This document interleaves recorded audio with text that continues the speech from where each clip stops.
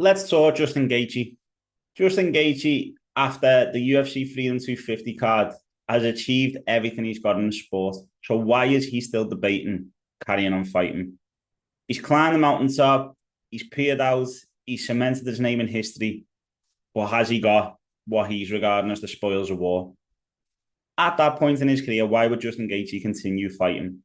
Look at a Conor McGregor, look at a Tyson Fury who done the same as him. They achieved their ultimate goal, the ultimate championship, and then they didn't know what to do afterwards. That right now is where Justin Gaethje is at. He's joining that growing list. At the end of the day, he's unsure exactly on what it is that he should do next. Now, I mentioned spoils of war because financially, that's a whole different ballgame, whole different conversation. You can get it completely, but MMA is one of the most dangerous games in the world. Look at Ilya's face.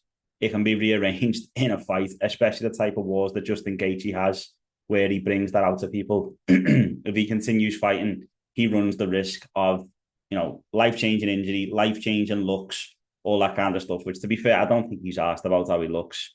But injury-wise, I'm sure he wants to have kids one day. I'm sure he wants to play with them. I know he's got family at, the forefronts of his mind, nieces, nephews, that kind of stuff. What's his motivation always been?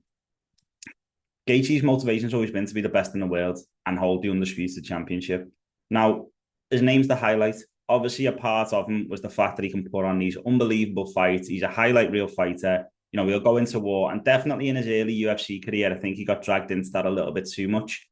But I've recently gone back and rewatched old interviews and stuff like that, particularly when he was coming around to fight Khabib for the undisputed belt and Gaethje held the interim belt. He was always talking about that. He wanted the undisputed belt. When he got the interim belt in the cage the first time, he threw it on the floor and said, I'll wait for the real one. It's quite clear that his goal was always to hold the UFC championship. Judging off his interview in the cage, judging off his interview with Joe Rogan, he very much is in that state of mind of, I've achieved my goal. This is a very dangerous sport. Let me get out with, my mind intact, basically. He said a few years back that he had one more run at the belt. It's fair to say that he ran. He's come on a hell of a journey after getting knocked out by Max, and he's come through challenges, he's come through up-and-comers, and then he's come through arguably the pound-for-pound number one fighter in the UFC at that time to take the belt from him. So he has done it. He's done it all. He can literally now sail off into the sunset. Now, as I mentioned, financially and money, it's a different reason altogether. Financially now, he could literally set his kids up for life with the next couple of fights, and I'll map out what I think that could look like potentially.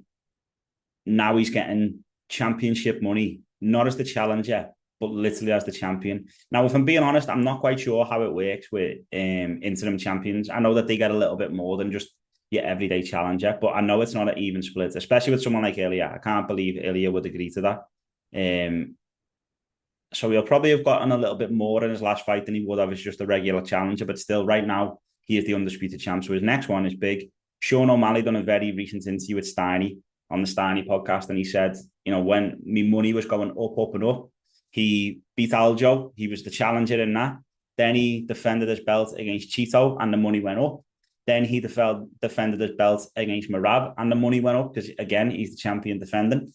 When he fought Merab the second time as the challenger, his money went down because he was no longer the champion. He was back to being the challenger, even though it was a world title fight. And then since then, he said in the Song Yadong fight, his money went considerably down. And then it was quite similar for the most recent whiteout card as well. So financially, he's obviously got the motivation. But in terms of actual fights and actual matchups in lightweight, I was looking at the new meta rankings before. They're a bit mad as well, aren't they? We can make a whole other video on them. But outside of a BMF title against Charles Oliveira to avenge that loss and defend his own title as well as part of it, and the winner of Max Holloway and Conor McGregor, I don't see a fight for Justin Gaethje inside the UFC. He's not going to go up and fight Islam. I can't see them letting Volk come up to fight Gaethje, even though that would be an absolute barn burner of a fight. Outside of that, they're just challenges. There's no real meat on the bone. All right, Arman Tsarukyan. But I think Arman Tsarukyan versus Ilia Topuria, even as a number one contender fight, is a little bit more enticing for me personally than Justin Gaethje as a champion facing Arman Tsarukyan as a challenger. That's just me. Disagree with me if you want in the comments, let me know. But I think the fight was Ilya versus Arman Ilya versus Paddy, Paddy versus Arman, in terms of those eyeballs on the fight kind of thing. Obviously, Arman is very deserving of a UFC title shot. I'm not saying that. I'm just talking about eyeballs. I'm talking about what's going to get Justin Gaethje out of bed. He mentioned recently that he's got to have an element of fear when he's fighting. He was scared of Ilya. He was scared of Paddy in blitzes, is what he actually said on the Rogan podcast. He was very aware of Paddy's weapons, but then once he figured out he could stand and trade with Paddy and he weren't worried about his power, he said he just walked him down. The Max fight, when he got beaten, knocked out, he actually said he weren't scared of Max, which is very foolish. And obviously hindsight's 2020. But yeah, that's it. Now, the fights that I've just mentioned, he can avenge his loss against Oliveira. If Max wins against Conor, he can avenge his loss against Max, the vicious knockout, and kind of take him seriously as well. But let's say Conor wins as well. Conor McGregor versus Justin Gaethje is going to feed families. For Justin, that's going to make him life-changing money. That's going to make him the most money out of any fight he can possibly have in the UFC, in my opinion.